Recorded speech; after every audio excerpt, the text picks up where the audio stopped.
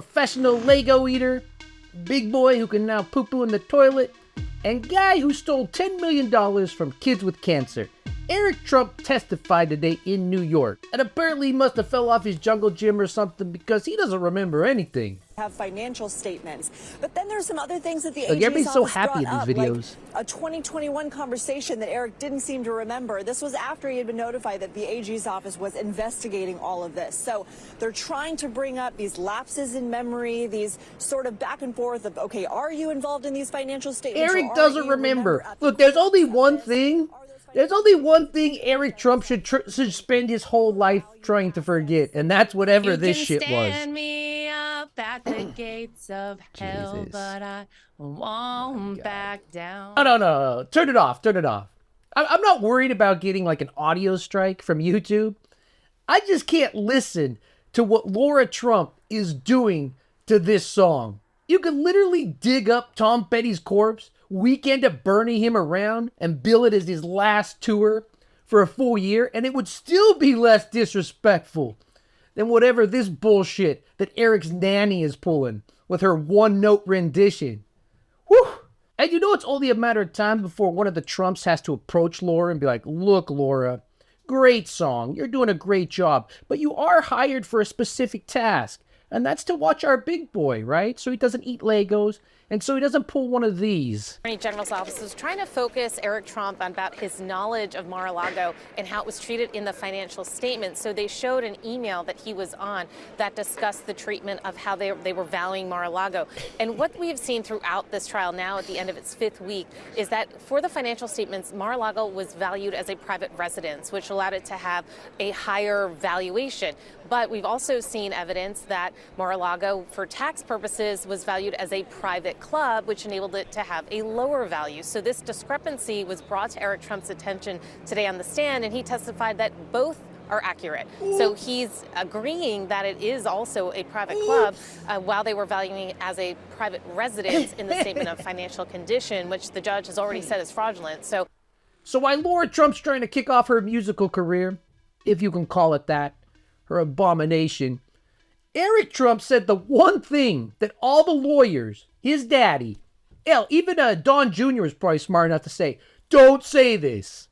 And that is that they were valuing Mar-a-Lago as a private residence when it come to tax season. That way they had to pay a lot less in taxes. But when it's time to make that money, when it's time to party, when Don Jr. hits that dance floor, it becomes a club.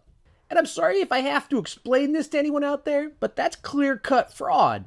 I would have helped Eric Trump a long time ago, 3 years ago, to be exact, if he just wanted to block me. So unblock me, Eric. I'm not as hot as your lawyer, but seems like I might be a little smarter. Now look, I don't have an almost $1 billion investment in New York real estate.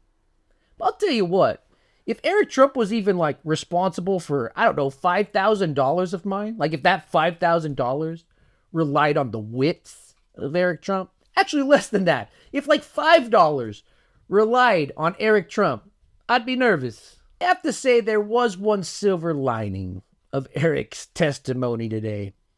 A brief moment when our big boy, who poo-poos in the toilet, when our big boy seemed to become self-aware. Yeah, let's watch it. And it's sad that this is the United States of America. And right now, make no mistake about it, maybe through your very lenses, the entire world is watching this and they're laughing about what's going on. 1,000%. I mean, it doesn't even have to be the rest of the world. I'm laughing. I'm laughing at how inept this crime family truly is. Eric came out and said, we're going to win this. Like, he doesn't even understand the assignment. I think we're winning it. We have a fair system. This thing will be over very, very soon. The judge has already found them fraudulent.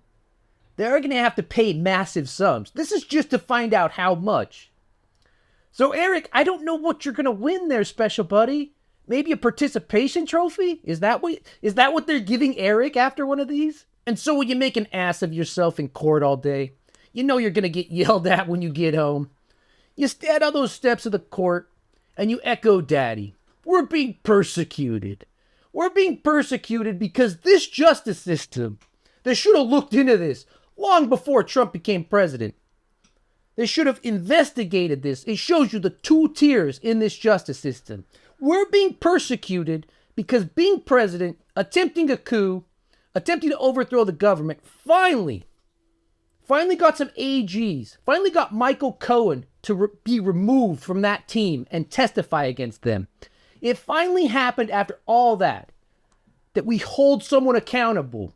Republicans love to throw around the term two-tier justice system, but their two-tier justice system is the one constructed to feed their persecution complex. What you're seeing today, and what I just outlined to get here, and how many other billionaires in this country are just hand over fists committing crimes every single day, that's your two-tier justice system. If you like this video, make sure you subscribe. The Chud Report. Unblock me, Eric. And it's sad that this is the United States of America, and right now, make no mistake about it, maybe through your very lenses, the entire world is watching this and they're laughing about what's going on.